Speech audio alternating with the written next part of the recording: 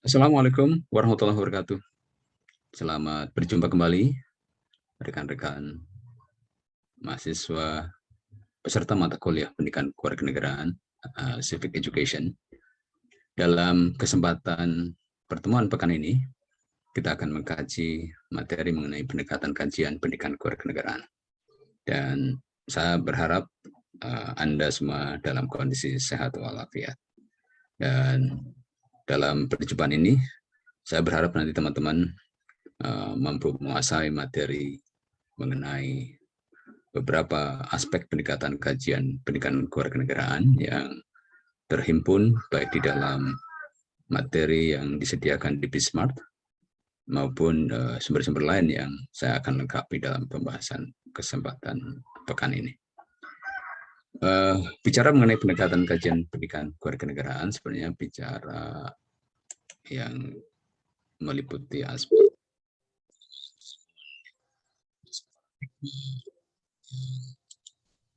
yang menjadi alasan mengapa pendidikan kewarganegaraan ini harus kita kembangkan. Ada beberapa konsep dan pendekatan keilmuan pendidikan kewarganegaraan yang penting yang perlu Anda pelajari. Pertama, bahwa sedikitnya ada 3 konsep dari pendekatan keilmuan PKN ini. Pertama adalah dimensi intelektual dari keilmuan PKN, dan tentu saja Anda tahu bahwa dimensi keilmuan kita kembangkan bukan bebas nilai atau free value, tapi kita mengembangkannya dengan berbasis nilai-nilai. Dan untuk konteks Indonesia, tentu saja pendidikan kewarganegaraan yang kita kembangkan keilmuannya adalah mendasarkan diri pada nilai-nilai yang dijabarkan di dalam Pancasila. Sebagaimana Anda tahu bahwa konteks pendidikan kewarganegaraan di setiap negara itu kan beragam, dan dalam konteks kita di Indonesia salah satu yang penting untuk bisa dicermati adalah bahwa dimensi intelektual keilmuan PKN pertama-tama dikembangkan berbasis nilai-nilai religius yang memiliki aspek-aspek ketuhanan, di mana warga negara tidak bisa dilepaskan dengan konteks nilai ini. Yang berikutnya adalah nilai-nilai humanistis, kemanusiaan, dan berikutnya adalah nilai nasionalisme atau kebangsaan, dan berikutnya adalah nilai demokrasi, satu prinsip yang penting dalam pendidikan kewarganegaraan pula, dan yang berikutnya adalah nilai-nilai keadilan sosial. Di luar dimensi tersebut ada dimensi intelektual legal formal yang mendasarkan diri pada kebutuhan dan ketentuan di Undang-Undang Dasar negara kita. Di luar kedua dimensi tadi juga ada yang disebut dengan perlunya pendidikan kewarganegaraan dengan dalam konteks keilmuan PKN kita adalah berorientasi pada politik kewarganegaraan. Yang kedua, konsep dari pendekatan keilmuan pendidikan kewarganegaraan adalah mengembangkan aspek berpikir kritis di dalam PKN. Karakteristiknya adalah warga negara yang memiliki kemampuan kritik, dan juga ini terjabar dari kemampuan kritik sosial dan kontrol sosial. Kemudian yang ketiga, pendekatan inquiry dalam PKN, dalam hal ini aktivitas belajar siswa berpusat pada pelajar atau siswa itu sendiri. Dan karena ini menggunakan pendekatan inquiry, tentu saja metode ilmiah menjadi relevan.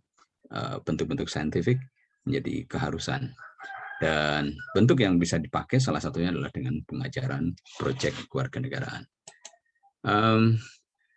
Bicara yang pertama, dimensi intelektual keilmuan PKN, teman-teman nanti saya anjurkan untuk membuka salah satu modul yang ditulis oleh Bapak Holisin.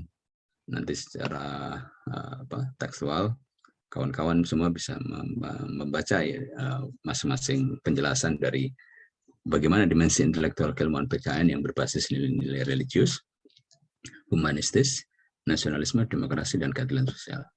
Demikian juga dengan dimensi intelektual legal formal yang dimuat di dalam konstitusi. Dan terakhir, ya tentu saja, orientasi politik kewarganegaraan menjadi satu keharusan untuk pengembangan aspek intelektual keilmuan PKN.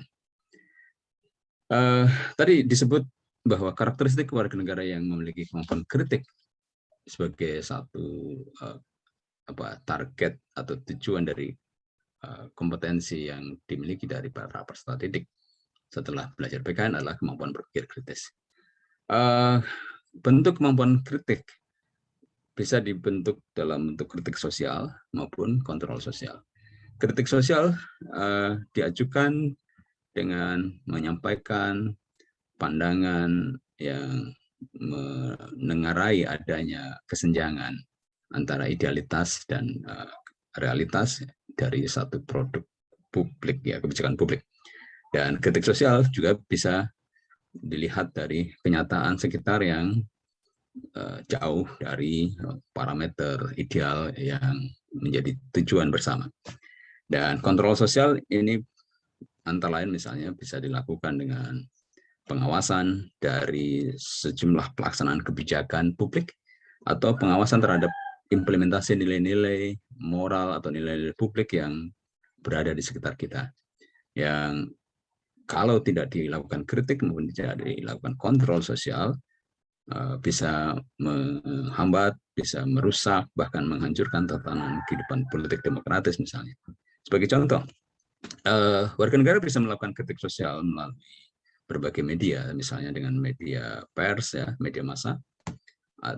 Sekarang apalagi banyak media yang bisa digunakan seperti media sosial, ya. Dan juga bisa melakukan kritik dengan cara seni, ya, misalnya dengan kartun, karikatur, bahkan meme, ya. Belakangan kalau di Indonesia ada sejumlah mural mengkritik kondisi penyelenggaraan pemerintahan di era pandemi misalnya. Dan contoh-contoh kritik sosial banyak ditemukan di berbagai aktivitas masyarakatnya, termasuk juga pers sebagai kontrol sosial. Ini bisa menjadi sarana bagi warga negara untuk melakukan kritik dan juga kontrol sosial. Dalam pendekatan inquiry di pendidikan kewarganegaraan, tentu saja aktivitas belajar yang berpusat kepada siswa menjadi salah satu paradigma utama. Sehingga aneh kalau kita ingin membangun demokrasi dalam kehidupan sehari-hari, tapi belajar PKN justru membunuh demokrasi bagi para siswa. Mengapa metode ilmiah digunakan dalam PKN?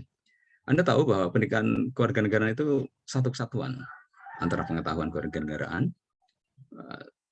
watak atau sikap kewarganegaraan, dan keterampilan kewarganegaraan. Sebagai ilmu pengetahuan, pendidikan kewarganegaraan tentu saja harus dipelajari secara sains, secara keilmuan pula. Tidak kemudian dibatasi pada sekedar pengetahuan moral, pengajaran moral baik buruk saja, tapi ada body of knowledge yang menjadi dasar bagi pengembangan kajian keilmuan PKN itu sendiri. Jadi aneh kalau PKN kok tidak punya body of knowledge-nya. Dan Anda tahu bahwa body of knowledge dari PKN berangkat dari politik demokrasi sebagai cara untuk membentuk warga negara yang baik, warga negara yang handal, warga negara yang cerdas, smart, dan tentu saja bertanggung jawab. Salah satu pendekatan inquiry yang mungkin atau yang sangat mungkin digunakan dalam pengajaran PKN adalah proyek kewarganegaraan. Proyek kewarganegaraan ini banyak dikembangkan, terutama yang mengadopsi pola Center for Civic Education kalau bahasa Amerika Serikat. Di Indonesia, model belajar proyek kewarganegaraan, kalau Anda cermati di dalam mata pelajaran pendidikan Pancasila dan kewarganegaraan kurikulum 2013, secara eksplisit di buku siswa ada bagian-bagian bagaimana proyek kewarganegaraan dilakukan. Berikutnya, tentang paradigma pengembangan pendidikan kewarganegaraan demokratis. Untuk pembicaraan mengenai paradigma ini, ada 3 poin yang nanti teman-teman bisa cermati, ya. Antara pembahasan mengenai apa itu paradigma lama dan paradigma baru pendidikan kewarganegaraan, pendekatan maksimalis versus pendekatan minimalis, dan juga pengembangan PKN demokratis berbasis kompetensi dan isi atau performance standar dan content standard, citizenship education.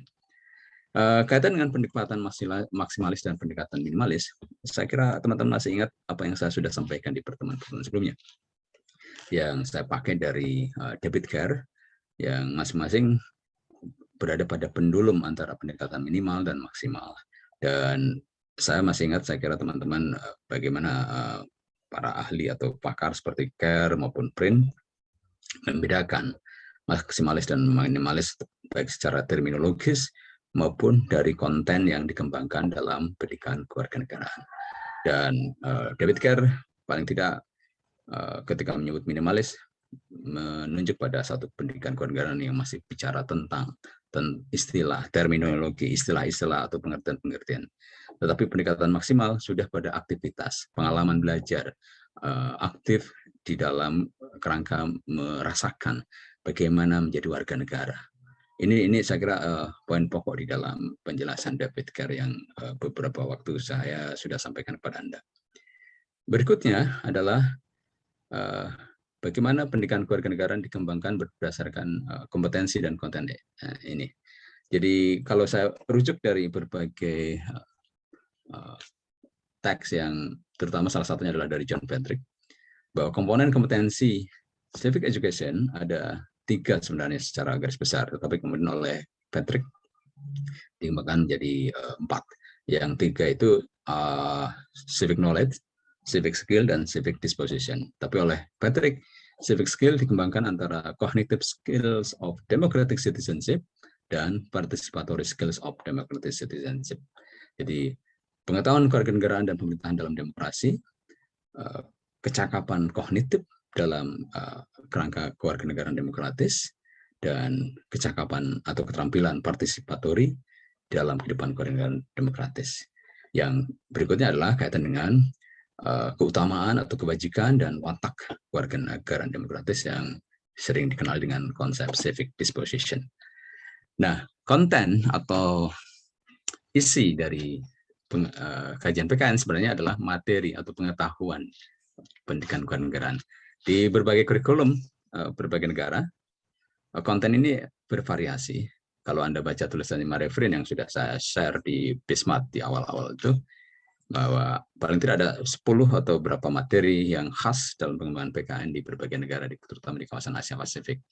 Di Eropa, di Amerika juga saya kira ada prinsip-prinsip universal yang bisa dipertemukan, misalnya tentang konsep demokrasi, konstitusi, hak asasi manusia, tentang civil society, ya, tentang konstitusionalisme. Saya kira ini menjadi satu kesepakatan ya, atau mungkin pemahaman bersama di seluruh dunia, tentang aktivitas atau partisipasi warga negara di ruang publik dan tanggung jawab warga negara secara internasional maupun nasional. Ini juga banyak dikembangkan sebagai materi pengetahuan di dalam kajian PKN.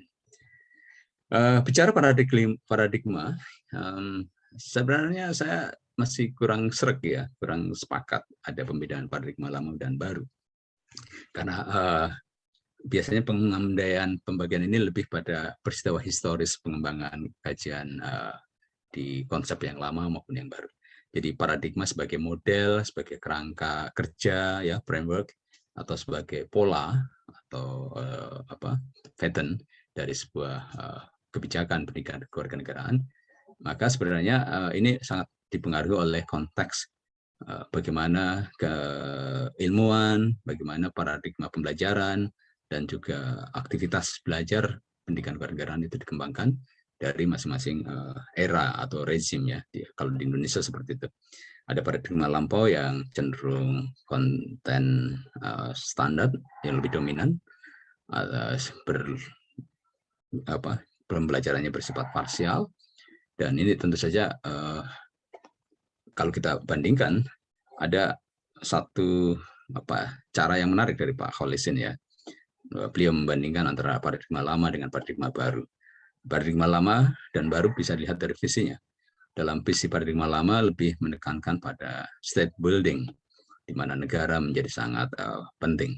Sedangkan paradigma baru lebih menekankan pada nation and character building. Jadi pembangunan karakter dan watak bangsa ini menjadi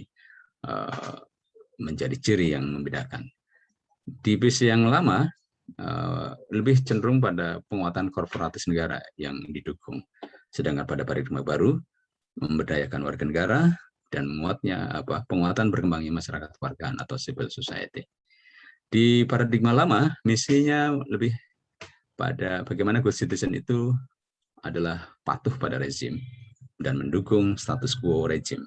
Sedangkan dalam paradigma baru, good citizen itu bagaimana warga negara aktif berpartisipasi dalam kehidupan berbangsa dan negara dengan budaya politik warga negaraan yang ideal, termasuk juga kemampuan berpikir kritis dan kreatif.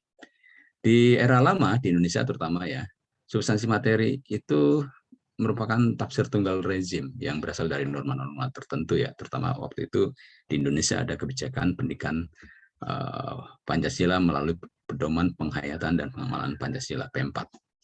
Dan dalam paradigma baru, demokrasi politik, demokrasi ekonomi, demokrasi sosial itu dikembangkan dari berbagai disiplin, terutama disiplin politik, hukum, dan filsafat moral atau filsafat Pancasila. Dan di dalam paradigma lama, strategi pembelajaran cenderung indoktrinatif, hegemonik ya. Dan ini saya kira sudah saya jelaskan bagaimana pola indoktrinatif dan hegemonik di beberapa pertemuan sebelumnya. Sedangkan di paradigma baru dikembangkan model dialogis kritis ya. Dan ini sekarang kemudian menjadi ciri pendidikan kewarganegaraan yang bersifat aktif.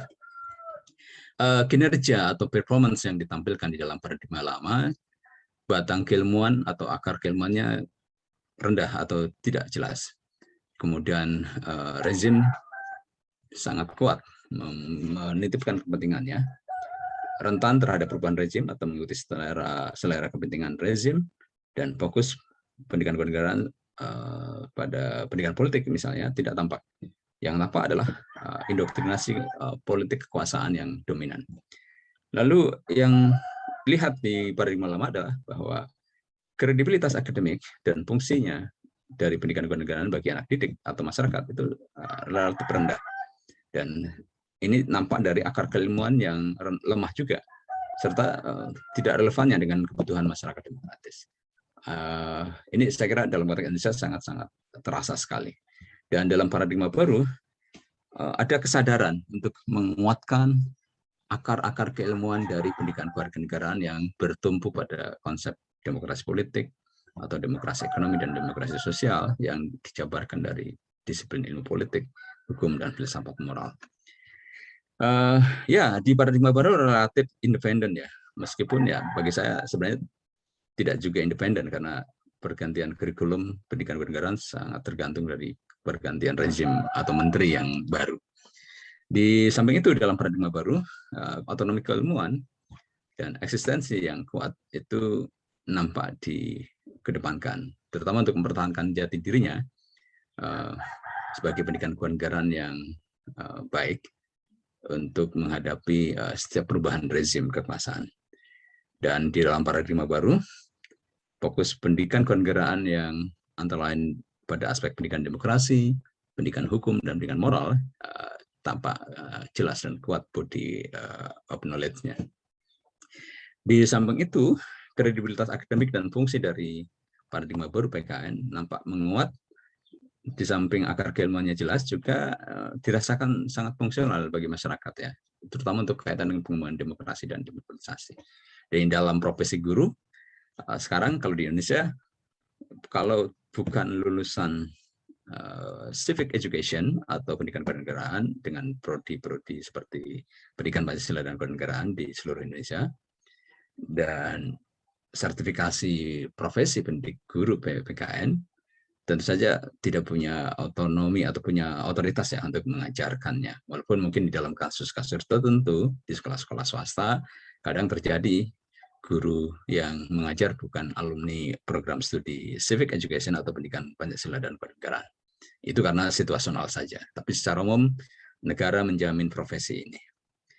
Oke, dari prinsip-prinsip pembelajaran pendidikan kewarganegaraan, paling tidak ada 5 yang saya tangkap ya. Bahwa prinsip belajar PKN itu mestinya membangun satu aktivitas kewargaan ya. Dan ini harapannya menjadi pengalaman dari peserta didik terhadap konteks kehidupan publik di lingkungan sekitarnya. Yang kedua, prinsip emansipatoris, di mana siswa memberdayakan dirinya, empowering, ketika menghadapi masalah-masalah publik dan mengaktualisasikan dirinya sebagai warga negara yang harapannya kelak bisa berpartisipasi secara maksimal.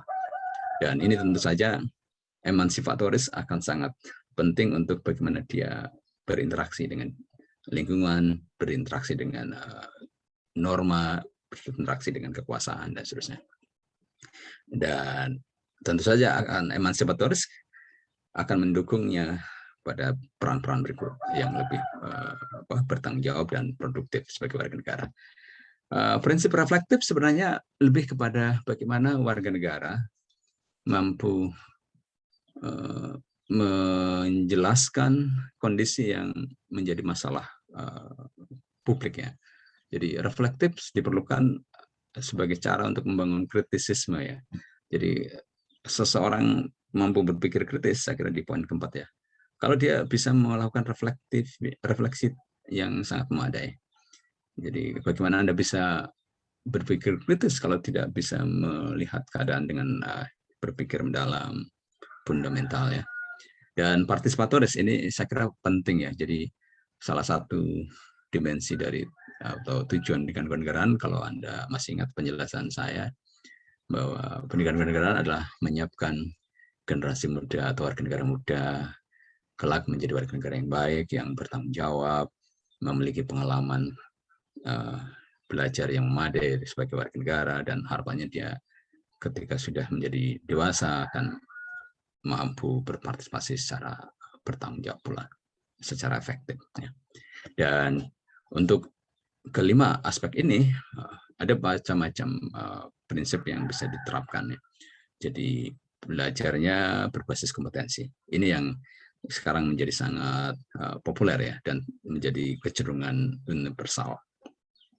Dan metode ilmiah menjadi salah satu cara pengajaran yang relatif dominan ya dan berkembang saat ini, di mana belajar PKN itu bukan belajar soal nilai-nilai semata, tapi dia juga mengelaborasi, mengkritisi, mempertanyakan, dan itu bisa sangat baik dengan menggunakan cara-cara metode ilmiah.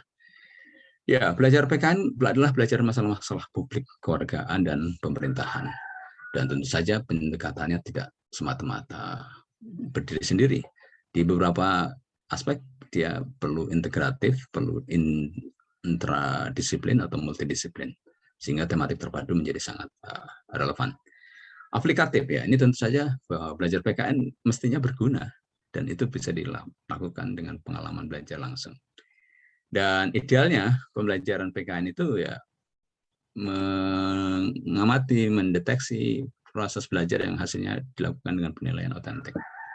Dan itu sangat mungkin jika siswa belajar secara aktif dan memperoleh pengalaman belajar dari kenyataan ya, dan hasil belajarnya mencakup seluruh komponen kompetensi yang tadi saya sebut di awal dari Patrick. Dari tipologi pedagogi pendidikan kewarganegaraan yang saya ambil dari Marie Vrien dan Alan Smith ya, kita sebenarnya bisa melihat bahwa PKN mestinya di mana ya. Ya, idealnya PKN itu mampu membangun pembelajaran yang aktif partisipatori sesuai dengan cakupan kelas dan pembelajaran baik secara individu maupun secara kelompok. Dan ini saya kira bisa dilihat dari tipologi model pedagogi pendidikan kewarganegaraan yang ada. Jadi kalau model kelas yang bersifat pasif, yang paling rendah adalah ekspositori, seperti saya ini, menceramahkan materi-materi ini pada Anda. Tapi yang lebih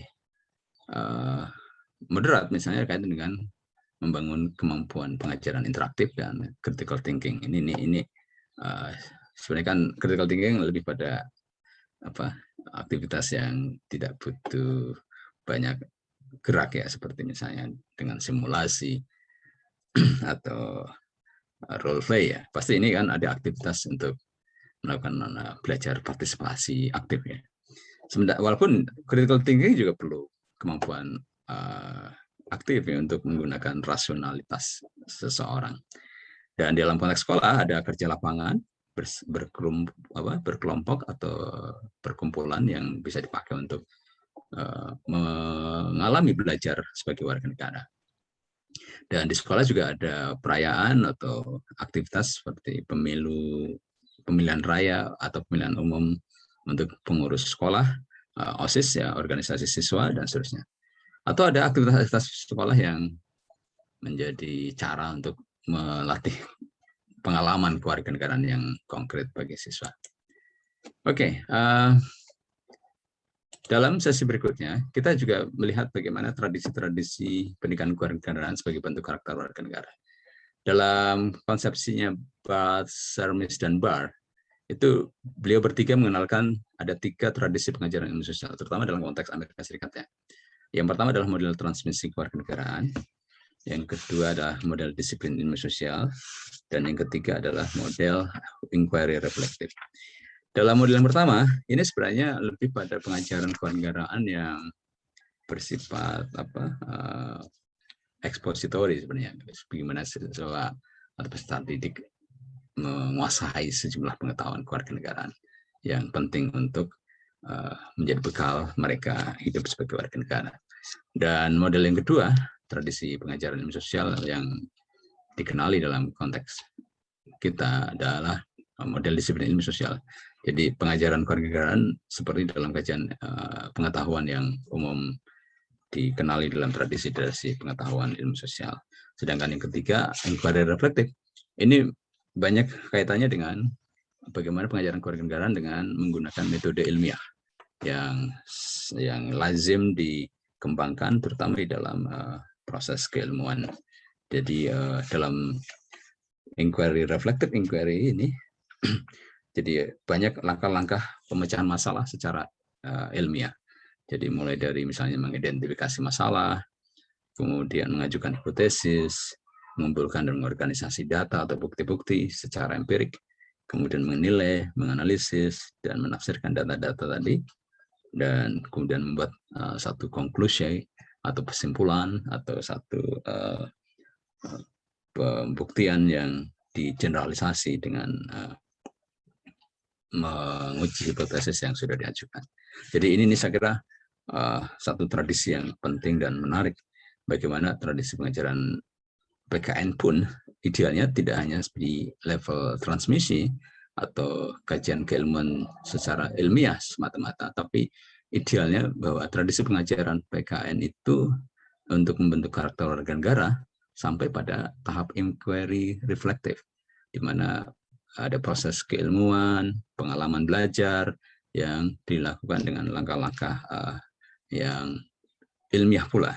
Jadi saya kira bukan saatnya lagi sekadar mengajarkan kewarganegaraan itu hanya pada ketaatan buta ya, obeying of law atau obeying of norms yang tanpa penjelasan kritis. Dan saya kira di masa depan tradisi pendidikan kewarganegaraan yang bersifat inquiry reflektif ini sangat strategis ya di abad 21 ini. Di antara tradisi ini kita juga melihat ada tradisi yang lain yang cukup populer. Jadi kalau dari yang teman-teman dari UPSI ya, kalau Anda baca buku literasi moral kemarin, ada dari tulisan Dr. Nurbanu yang membagi ada tradisi liberal, tradisi komunitarian, dan tradisi republikan ya. Jadi dalam tradisi liberal, saya kira Anda masih ingat apa yang saya jelaskan dari konsepsinya Thomas Janowski kemarin, di mana pengajaran kebebasan, pengajaran hak-hak kewarganegaraan itu menjadi sangat dominan dikembangkan di dalam tradisi liberal, di mana warga negara di dalam konteks ini primasinya adalah pada kebebasan hak-hak asasi manusia yang ada pada individu. Sedangkan dalam tradisi komunitarian, masyarakat menjadi satu prioritas dalam rangka pemenuhan hak-hak dan tanggung jawab publik ya. Sedangkan tradisi republikan ini sebenarnya ada satu upaya bahwa di samping pemenuhan hak-hak individu, ada tanggung jawab publik yang harus dipenuhi oleh setiap individu. Sehingga dalam tradisi republikan sekarang menjadi sangat dominan dalam wacana pengembangan kajian pendidikan kewarganegaraan atau wacana kewarganegaraan pada umumnya. Dari tradisi-tradisi ini, saya pikir nanti kita coba elaborasi lagi ya, terutama di tradisi yang dikembangkan oleh Barr, Sermis, dan Barth ya. Kemudian tradisi kewarganegaraan yang secara umum dikenali dengan 3 tradisi ini. Saya berharap kawan-kawan nanti di perjumpaan mendatang bisa mendalami lagi bagaimana konsekuensi dari tradisi pengajaran pendidikan kewarganegaraan yang demikian ini, ya, dari tradisi social studies semacam ini maupun dalam tradisi kewarganegaraan yang ada, ini bisa kita coba jabarkan, kita uraikan sedemikian rupa konsekuensinya di dalam pengembangan kurikulum dan inovasi pembelajarannya. Dan saya kira topik yang dua ini nanti kita coba lihat di topik pertemuan berikutnya mengenai bagaimana paradigma pengembangan kurikulum pendidikan kewarganegaraan dari tradisi-tradisi, baik tradisi social science education maupun tradisi citizenship studies yang melihat dari paling tidak dari tiga tradisi yang utama ini. Baik, saya kira ini teman-teman semuanya penjelasan ringkas saya, mudah-mudahan berguna, dan tentu saja nanti saya beri kesempatan kepada kawan-kawan untuk membuat rancangan pertanyaan atau tanggapan di fitur yang disediakan di kolom Bismart di pertemuan ini. Selamat belajar dan selamat melakukan aktivitas berikutnya. Tetap jaga kesehatan. Selamat berjumpa di pekan yang akan datang. Assalamualaikum warahmatullahi wabarakatuh.